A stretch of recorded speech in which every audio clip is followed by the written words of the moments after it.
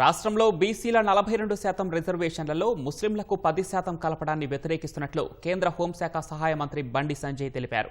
తెలంగాణలో 51% ఉన్న బీసీలకు 32% రిజర్వేషన్లు, 12% ఉన్న ముస్లింలకు 10% రిజర్వేషన్లు అమలు చేయడం సరికాదని ఆయన సిరిసిల్లలో అన్నారు. కేంద్ర ప్రభుత్వం బీసీలకు 27% రిజర్వేషన్లు అమలు చేస్తుందన్న బండి సంజయ్ కాంగ్రెస్ పెంచేది 5% మాత్రమేనని పేర్కొన్నారు. సిడబ్ల్యూఎస్ రిజర్వేషన్లలోనూ ముస్లింలు లబ్ధి పొందుతున్నారని ఆయన ఆరోపించారు.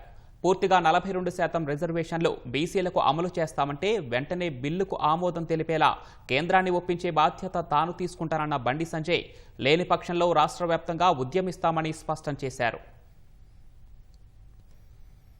జనాభా తమాషా ప్రకారం ఎస్సీ ఎస్టీలకు రిజర్వేషన్ ఇస్తున్నారు. అగ్రవర్ణంలో పేదలకు మోడీ ప్రభుత్వం 10% రిజర్వేషన్ ఇచ్చింది. మరి 51% ఉన్న బీసీ జనాభా తమాషా ప్రకారం ఎందుకు రిజర్వేషన్ సౌకర్యం కల్పిస్తలేరు? ఇదెక్కడ న్యాయం? కానీ బీసీలో ఉన్నటువంటి హిందువులు ఎవరు గెలవరుగా, వాళ్ళకి ఎక్కడ న్యాయం జరగదుగా. ఇది ఓటు బ్యాంకు రాజకీయాలను దృష్టిలో పెట్టుకుని కాంగ్రెస్ పార్టీ ప్రభుత్వం ప్రయత్నిస్తున్నది. మీరు 10% తీసేసి బీసీ జనాభాను 42% ఇవ్వండి. నరేంద్ర మోడీ గారి అపాయింట్మెంట్ ఇప్పించే బాధ్యత మాది, కేంద్ర ప్రభుత్వాన్ని ఒప్పించే బాధ్యత మాది, దీన్ని అమలు చేసే బాధ్యత మాది.